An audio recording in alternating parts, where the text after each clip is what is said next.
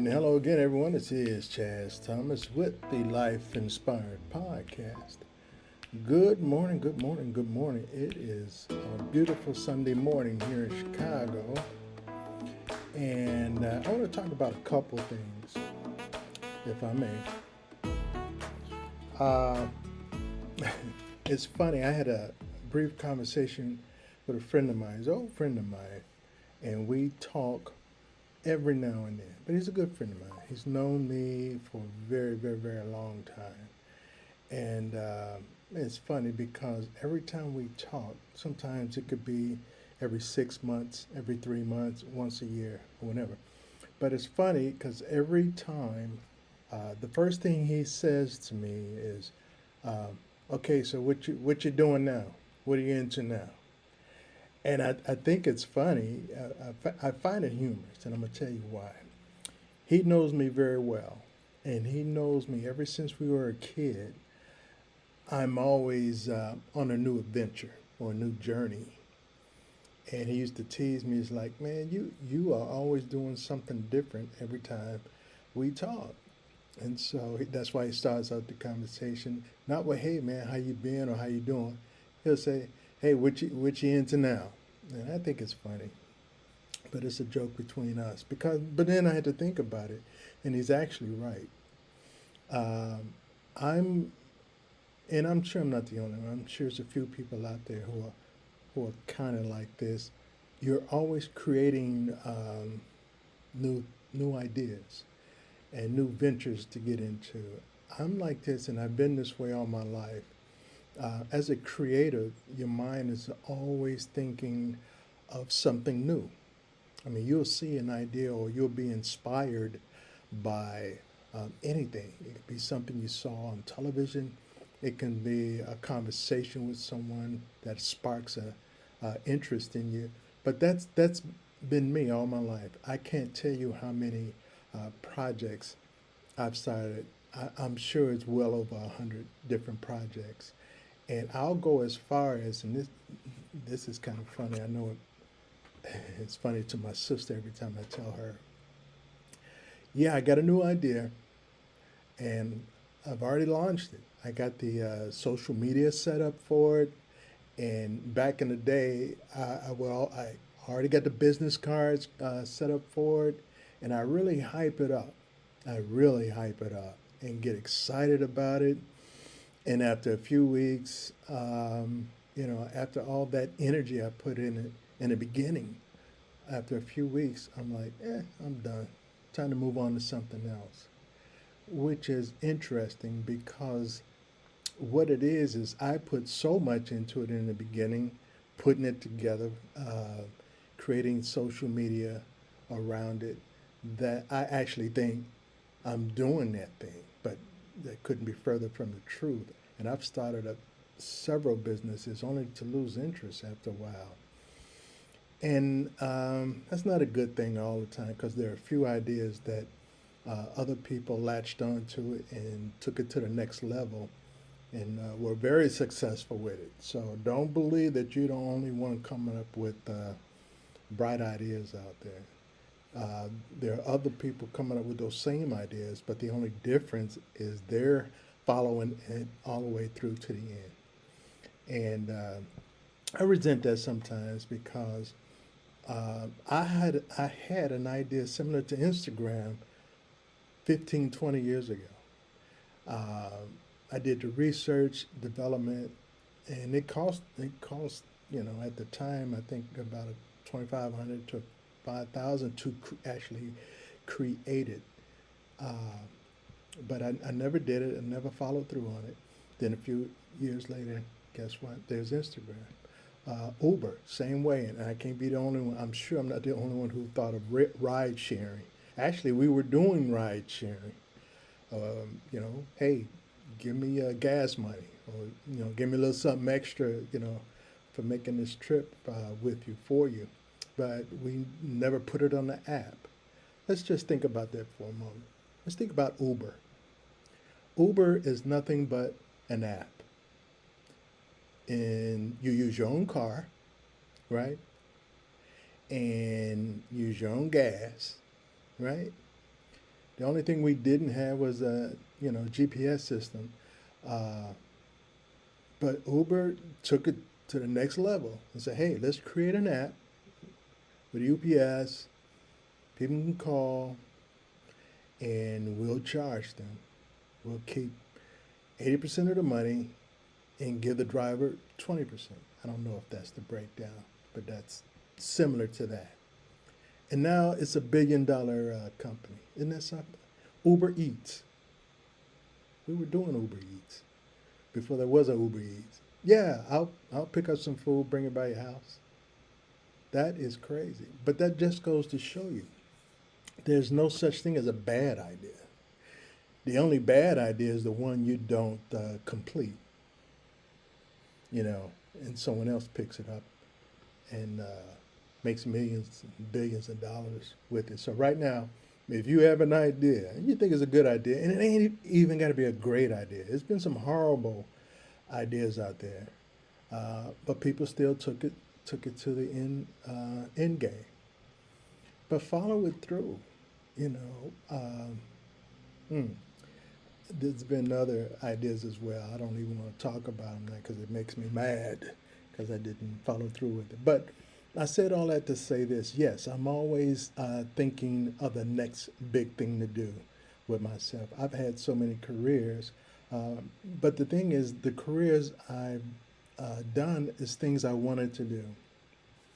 A few years ago, I've been in banking all my life. I've been uh, uh, in banking all my life. I'm talking about over 25 years.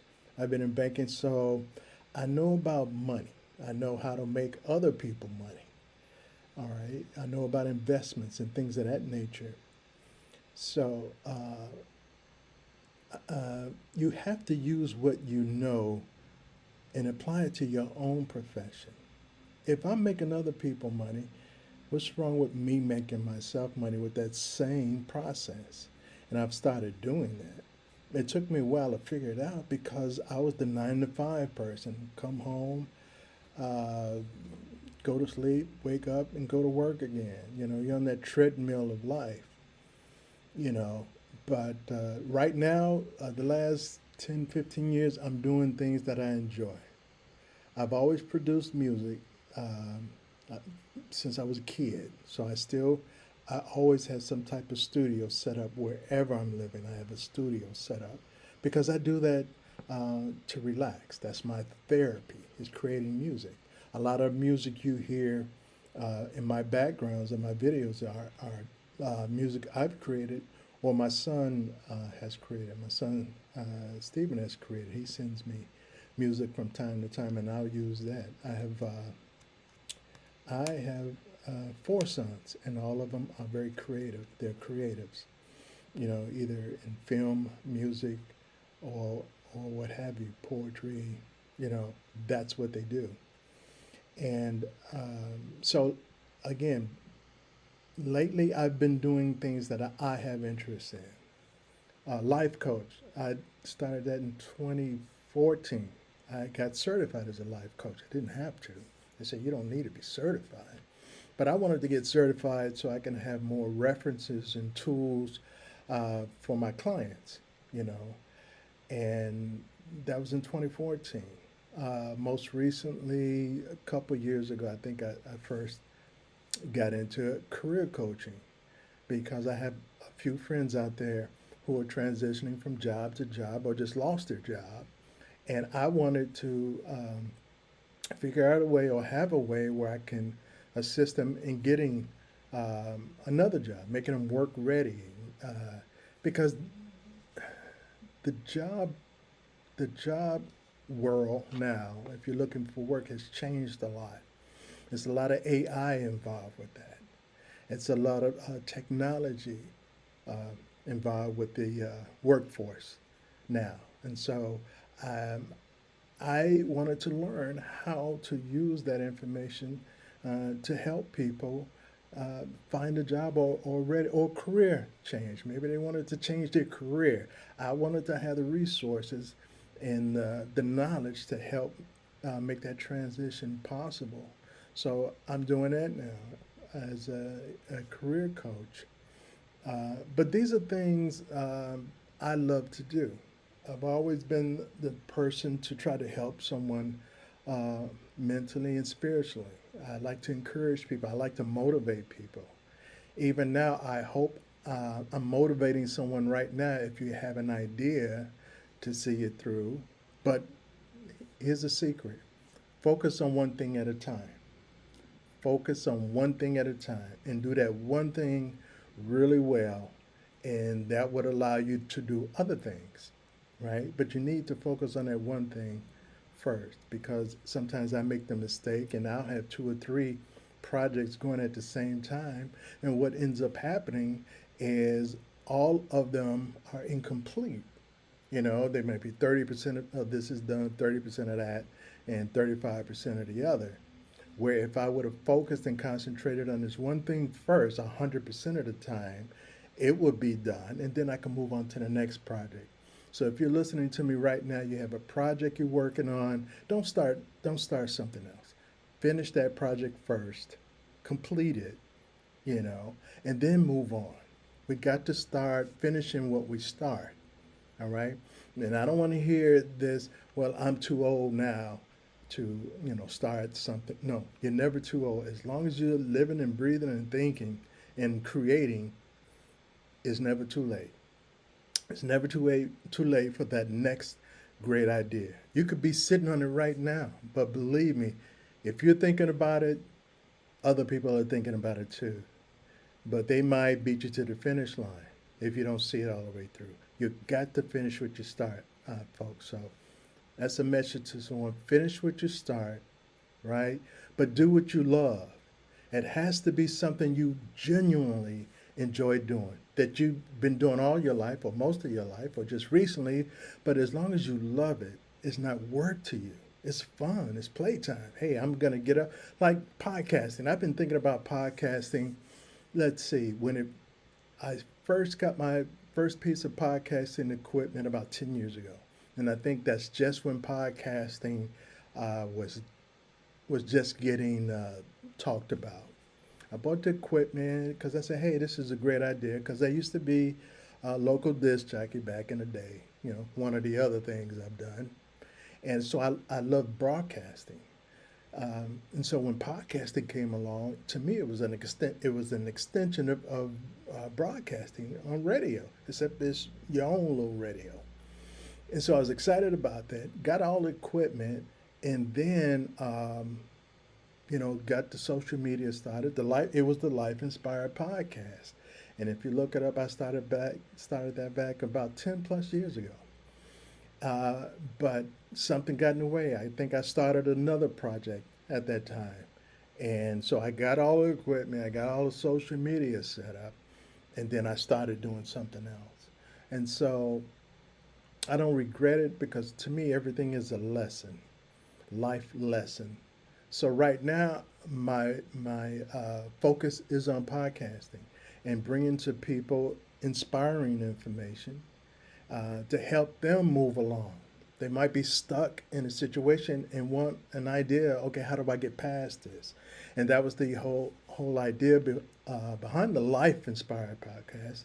It is what the title is, the Life Inspired. I have people on who talk about what's inspired them in life and their story, so they can share it, because you might be inspired by their story. So I encourage everyone to DM me or email me or reach out to me some kind of way and say, hey, look, I'd like to inspire someone. I got an idea, and I think there's a lot of people kind of stuck where I was stuck at, and I want to share how I got, out of this rut or out of this situation. I would love for you to share that with us and with the audience. And so each one is teaching one. Let's pay it forward. I can't tell you how many times people have paid it forward with me. And so now that's what I'm doing. I'm giving this information out to the public, because you never know where your next inspiration is going to come from. It could come from just hearing what I'm saying. It could come from having a conversation with a friend. You never know, but don't ignore that inspiration. Don't ignore that spark, and You know it might be something when you feel really good and excited about it. Okay, that spirit talking to you say, "Hey, look, let's roll on this one. Let's make this one happen." Okay, but it's up to you to make it happen. Don't wait to get everybody else involved. See, some people do that too. They get an idea and think they have to put a team together. And then the team starts splintering off, and or people don't want to cooperate, or you got people with other ideas, and before you know it, it doesn't happen. It never happens. Okay, don't get caught up with that. You are your team. Okay, and some people won't even believe in you until they see what you've put into it. What have you invested in this project? What have you invested in this idea? Because they want to see how important it is to you. If you want them to get involved, they want to see, okay, what you putting up, what you putting on the table, right? So do the legwork, do the research, do the development. Let yourself know this is how serious I am about this project. This is what I'm going to do. So I encourage anyone out there right now, and you know who you are. You know who you are.